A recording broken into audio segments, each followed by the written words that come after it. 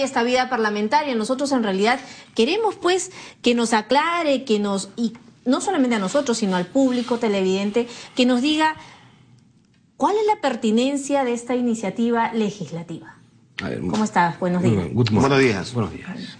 En principio, hay que decir a las personas, el congresista no se reelige porque él quiere reelegirse. La posibilidad de la reelección está en el voto de la persona. O sea que una reforma constitucional de esta envergadura, en mi opinión, no va a mejorar la calidad del congresista, no va a mejorar la calidad del Congreso. Y la imagen del Congreso. Ni la imagen del parlamentario, porque, hagámonos la siguiente pregunta. ¿Existe alguna facultad donde enseñen a ser congresista? No.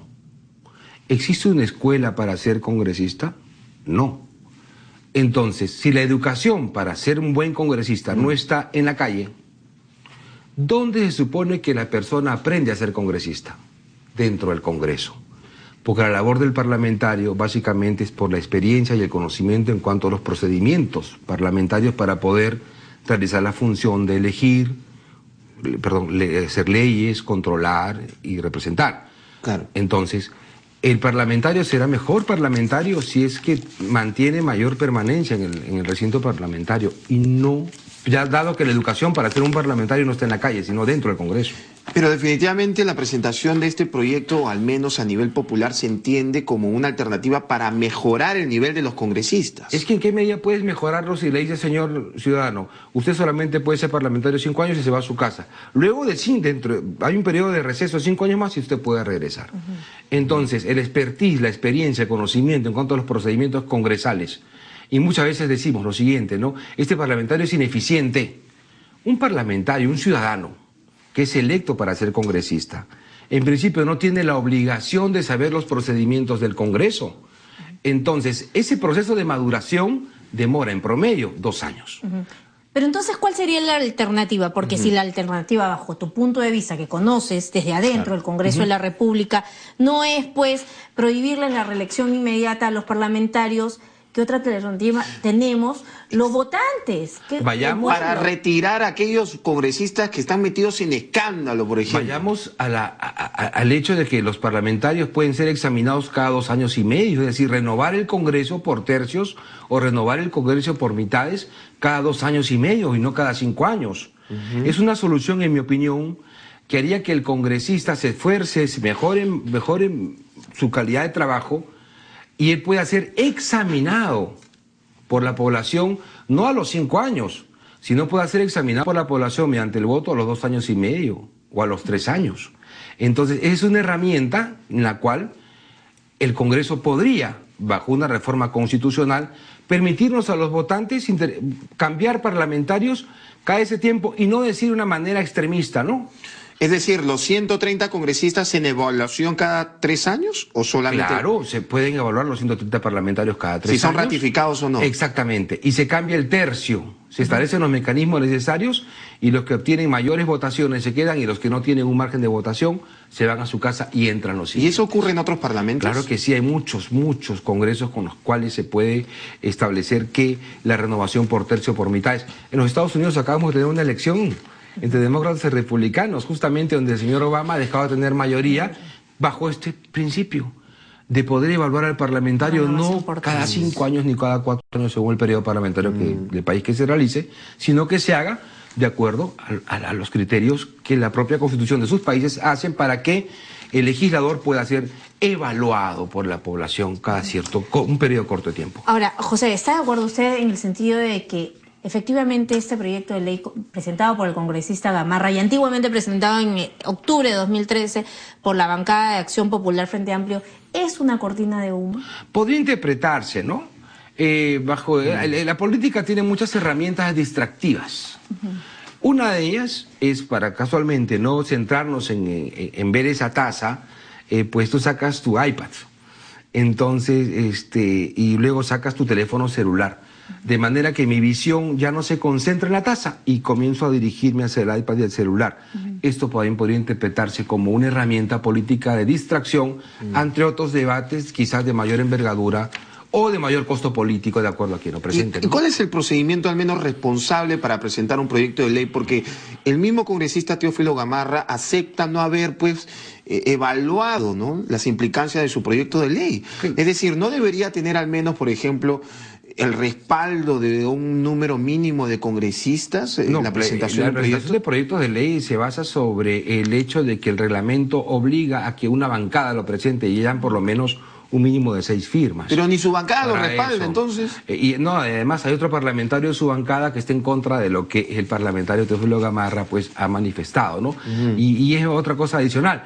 De aprobarse esta iniciativa, recién se pondría en práctica para las elecciones del 2016, 2020, para el 2021, no en estas elecciones. Claro, porque o sea, estos parlamentarios pueden reelegirse.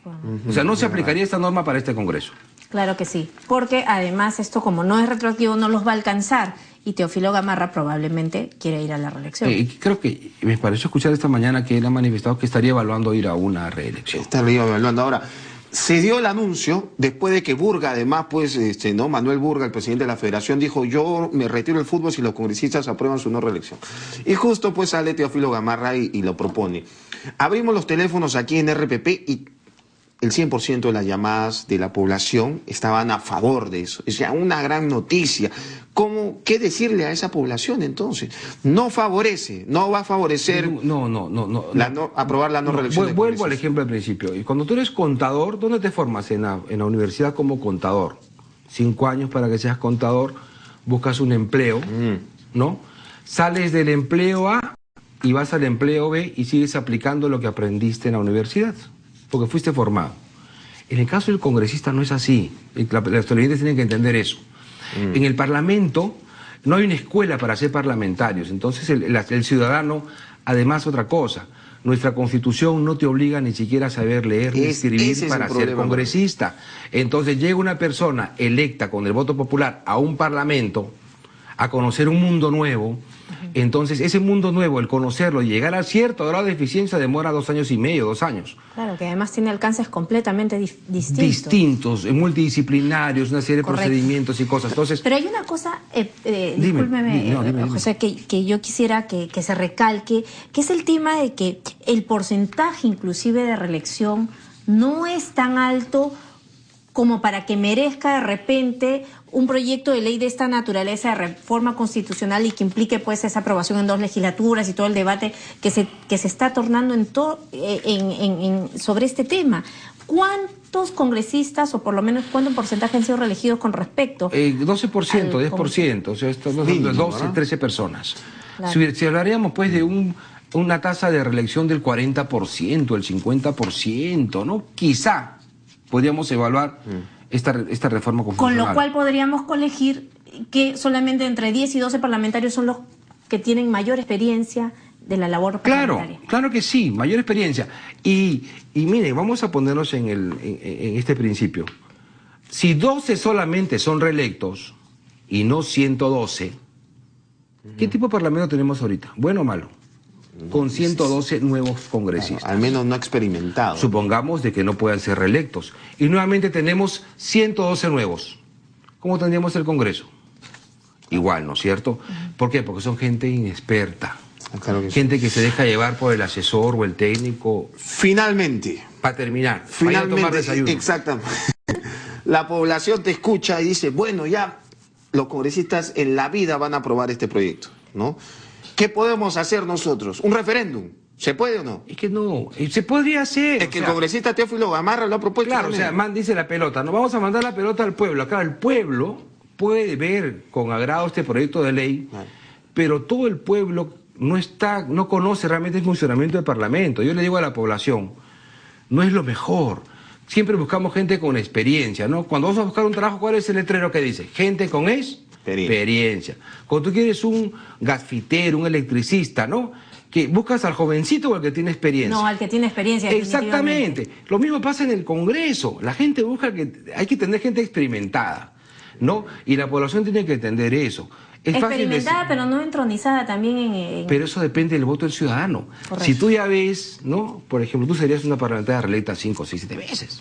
Ay, yo de por vida, Claro, te lo aseguro. claro, Bueno, yo sé, claro. caramba. Entonces la población va a decir un momento y dice, ya no, esta vez ya no, porque el poder de tu reelección no está en ti, está en el votante. Claro, Y eso hay que decir a la población. No se mejora un Congreso prohibiendo las reelecciones. Se supera el Congreso, mejoramos el Congreso eligiendo mejores congresistas. Muchas gracias Correcto. a A José ustedes. Chevasco, ex oficial Muchas mayor del gracias. Congreso de la República, por esta entrevista aquí en RPP. Claro, como siempre, José Chevasco, vámonos.